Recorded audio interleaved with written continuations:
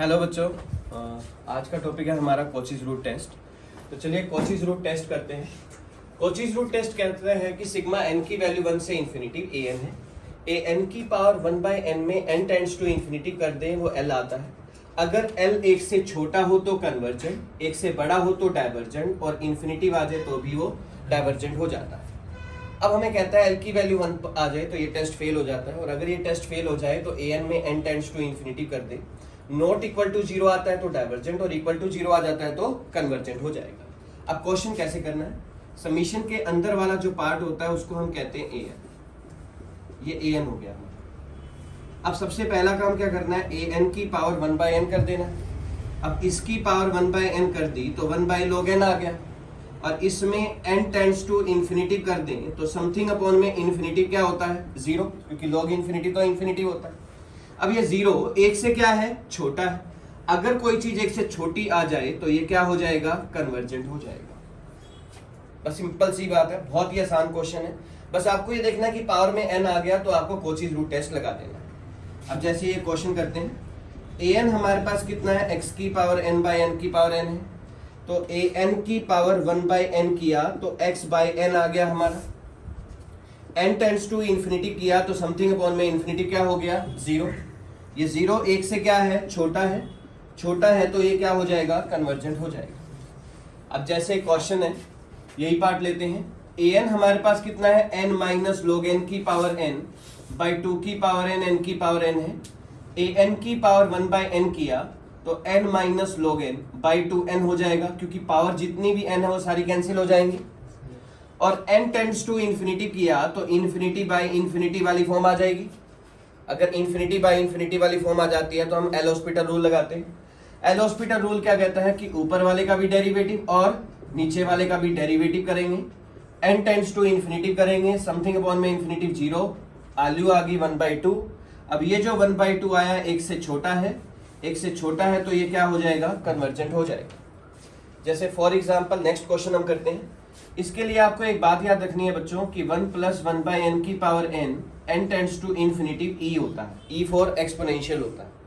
अब जैसे अगर मान लो यहाँ पर 1 + 2/n की पावर n आ जाए और n टेंड्स टू इन्फिनिटी आ जाए तो ये e की पावर 2 हो जाएगा। अगर यहाँ पर 1 है तो e की पावर 1, 2 है तो e की पावर 2, 3 है तो e की पावर 3। जो यहाँ है वही यहाँ पर होना चाहिए। फॉर एग्जाम्पल ये जो पार्ट दे रखा है हमें ए एन कितना दे रखा है, 1 + 1/n की पावर -n² दे रखा है। तो ए एन की पावर 1/n किया तो 1 + 1/n की पावर -n कर देंगे हम। तो इसको पलटेंगे तो 1/1 + 1/n की पावर n हो जाएगा, और n टेंड्स टू इन्फिनिटी करेंगे तो ये नीचे वाला पार्ट e होता है, 1/e आया। अब ये 1/e एक से क्या है, छोटा है। छोटा है तो ये क्या हो जाएगा, कन्वर्जेंट हो जाएगा। इसी तरीके से करना है। 2-3 क्वेश्चन और चेक करते हैं। n/n + 1 की पावर n² है, तो an हमारे पास है n/n + 1 की पावर n²। an की पावर 1/n किया तो n/n + 1 की पावर n कर देंगे हम यहाँ पर। अब हमने क्या करना है, n ऊपर से या नीचे से कॉमन निकाल लेना है। कॉमन निकालेंगे तो 1/1 + 1/n की पावर n बन जाएगा। n टेंड्स टू इन्फिनिटी करेंगे वही रिजल्ट 1/e बच जाएगा, जो कि एक से छोटा है। छोटा है तो ये कन्वर्जेंट हो जाएगा। अब नेक्स्ट क्वेश्चन करते हैं। इसकी हमें n टर्म बनानी पड़ेगी। देखिए 2² / 1² - 2/1 है, 3² क्यूब / 2³ - 3/2 की पावर -2 है, 4 की पावर 4, 3 की पावर 4 -4/3 की पावर -3 है। ये जो पावर है 1, 2, 3, मैंने क्या किया, इस पावर को n मान लिया। अगर मैं 1 को n मानूंगा तो नीचे n बचेगा, और यहाँ पर क्या है 2² / 1², 2³ / 3³ / 2³, 4 की पावर 4/3 की पावर 4 है। इसका मतलब ये हो गया कि ये n + 1 की पावर n + 1 बाई n की पावर n + 1 हो जाएगा यहाँ पर। अगर मैं 1 को n मानूंगा तो 2 का मतलब n + 1 हो गया, उसकी पावर भी 2 है तो n + 1 हो गया, इसकी पावर भी 2 है तो ये n + 1 हो गया, -n + 1/n हो जाएगा हमारा। अब ये पूरा पार्ट बन गया ए एन। सबसे मुश्किल चीज थी इसकी सिर्फ n टर्म बनाना, अब तो कुछ बचा ही नहीं। तब जब हम ए एन की पावर 1/n कर दिया हमने तो n + 1/n की पावर n + 1 -n + 1/n की पावर -1 हो गई यहाँ पावर 1/n करेंगे तो n से n कैंसिल हो जाएगा। अब हमने क्या करना है, n ऊपर से या नीचे से कॉमन निकाला तो आउटपुट आ गई 1 + 1/n की power n, 1 + 1/n minus 1 + 1/n की पावर -1 आ गए। अब ये n टेंड्स टू इन्फिनिटी करे तो ये e होता है, तो ये रिजल्ट आ गया e -1 की पावर -1, मतलब 1/e -1 आ गया। अब ये 1/e -1 एक से क्या है, छोटा है। अगर 1/e -1 एक से छोटा है तो ये क्या हो गया, कन्वर्जेंट हो जाएगा। तो बेसिकली मेन चीज क्या थी इसमें, nth टर्म बनाना था। नेक्स्ट क्वेश्चन पे बढ़ते हैं। 1 + 1/√n की पावर -n की पावर 3/2 है, तो an की पावर 1/n किया तो 1 + 1/√n की पावर -√n ही हुई। √n क्यों हुई, अपॉन में n करेंगे तो 3/2 में से 1 जाएगा तो 1/2 आ जाएगा, और उस हाफ को हम क्या लिख देंगे, √n लिख देंगे हम यहाँ।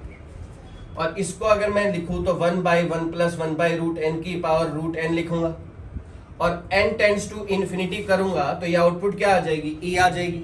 अब ये 1/e जो आया है एक से क्या है, छोटा है तो ये क्या हो गया, कन्वर्जेंट हो जाएगा। फॉर एग्जाम्पल नेक्स्ट क्वेश्चन करते हैं, यही पार्ट an लेते हैं हम, और हम an की पावर 1/n जब हमने किया तो output I n + 1/n into 1 + 1/n की पावर n -1 की पावर -1 हो गई। अपॉन में n करेंगे तो n से n कैंसिल हो जाएगा, ये बच जाएगा। और आपको पता है इसको अलग अलग करेंगे तो 1 + 1/n 1 + 1/n की पावर n -1 की पावर -1 हो गई। इसका मतलब e होता है, ये 1 होता है, तो आउटपुट क्या आ गई हमारी, e -1 की पावर -1 आ गई। तो ये आउटपुट आ गई 1/e -1 आ गई। 1/e -1 एक से क्या है, छोटा है तो ये क्या हो गया, कन्वर्जेंट हो गया। तो बच्चों ये टॉपिक था हमारा कोचीज रूट टेस्ट का, तो जुड़े रहिए हमारे चैनल से। Thank you.